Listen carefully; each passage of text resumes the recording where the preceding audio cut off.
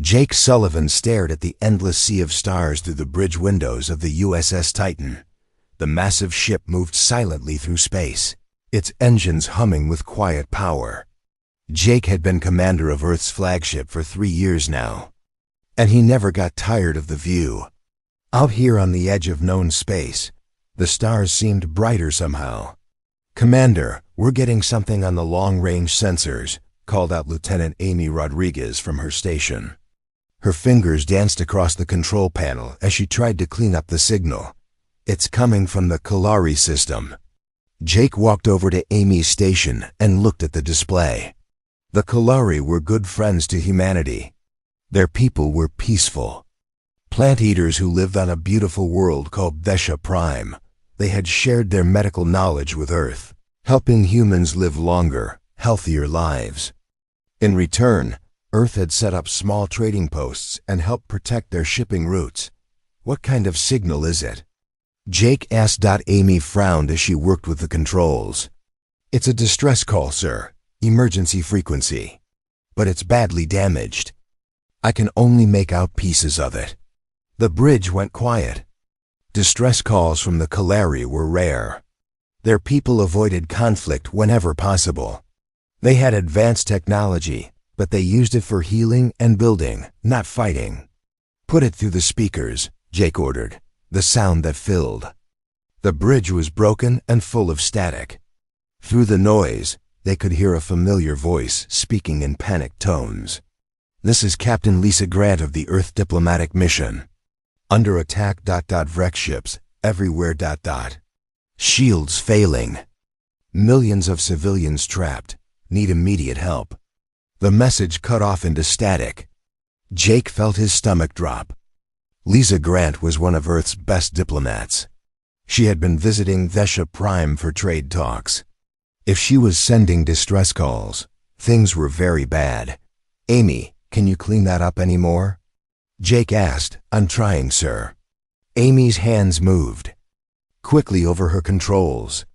After a few minutes, she shook her head. "That's all I can get. The signal is too weak." Jake turned to his communications officer. "Danny, get me a direct line to Earth Command. Priority 1. "Yes, sir." Within minutes, the face of Admiral Nick Thompson appeared on the main screen. Thompson was a big man with gray hair and serious eyes. He had been in charge of Earth's military for over 10 years. "Jake, we just got the same signal you did," Thompson said without waiting for a greeting. "What's your current position?" "We're about 6 hours from the Kalari system at full speed," Jake replied. "Sir, what do we know about the Vrex?" Thompson's face grew dark. "The Vrex Dominion is bad news. They're a military empire that's been growing bigger and stronger for the past 20 years. They take over planets by force and make the people there into slaves. Their homeworld is a hot, dry place full of big reptiles. Think of Earth's dinosaurs, but smarter and meaner." Jake nodded. He had heard stories about the Vrex, but Earth had never dealt with them directly. The human colonies were too far away from Vrex space. "The Kalari don't have much of a military," Jake said. "Their whole culture is based on peace and learning. They're sitting ducks. That's why we're going." "To help them," Thompson said firmly. "The Kalari have been good friends to humanity. When friends call for help, we answer. What are your orders, sir?" Thompson was quiet for a moment. When he spoke again, his voice was cold and hard. "I'm sending you the full battle plan now.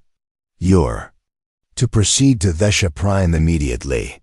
The 2nd and 3rd fleets are already moving to join you." Jake blinked in surprise.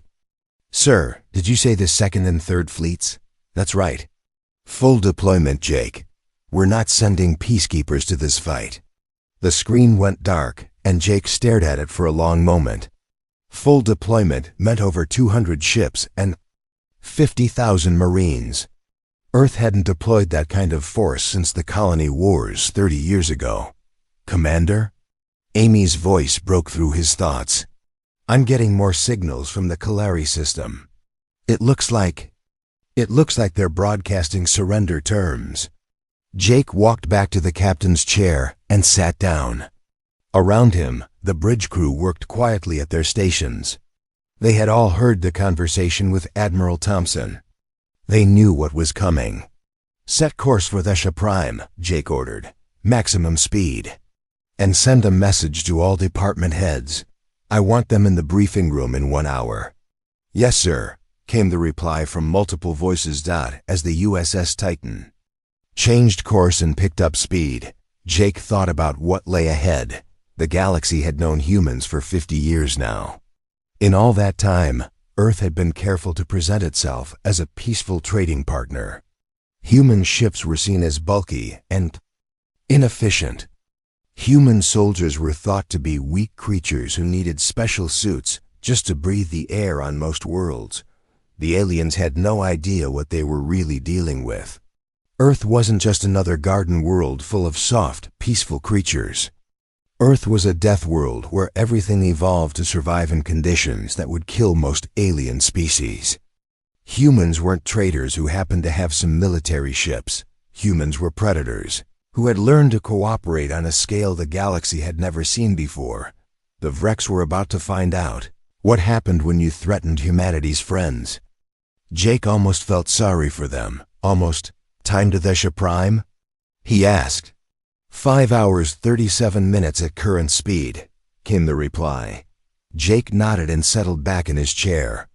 In less than 6 hours, the galaxy was going to learn something new about the quiet species from the third planet of an ordinary yellow star. When humans asked for backup, they didn't send more diplomats. They sent war. Colonel Danny Brooks stood in the massive hangar bay of the Earth battleship USS Dakota, watching his Marines prepare for deployment. The soldiers moved with quick, practiced motions as they checked their gear and loaded into drop ships. To an outsider, they might look like any other military unit getting ready for action. But Danny knew better. These weren't ordinary soldiers. These were humans from Earth, and that made all the difference. "Colonel, the powered armor is ready for final inspection," called out Major Kate Phillips as she walked over. Kate commanded the 4th Shock Battalion, one of Earth's most elite units. Her soldiers were trained to fight in conditions that would kill most alien species. Danny nodded and followed Kate to where rows of combat suits stood waiting.